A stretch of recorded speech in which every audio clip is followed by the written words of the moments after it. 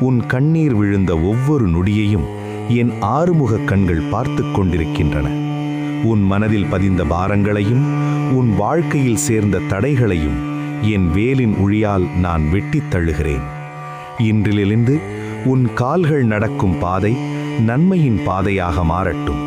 உன் சொற்களில் சக்தியும் உன் செயல்களில் தைரியமும் உன் கனவுகளில் நிறைவேற்றமும் என் அருளால் பெருகட்டும்.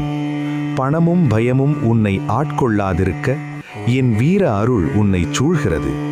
நீ விழுந்தால் நான் தூக்குவேன், நீ தயங்கினால் நான் வழிகாட்டுவேன், நீ முயன்றால் நான் வெற்றி தருவேன். உன் வீட்டின் வாசலில் செல்வமும் சாந்தியும் நிலை கொள்ளட்டும்.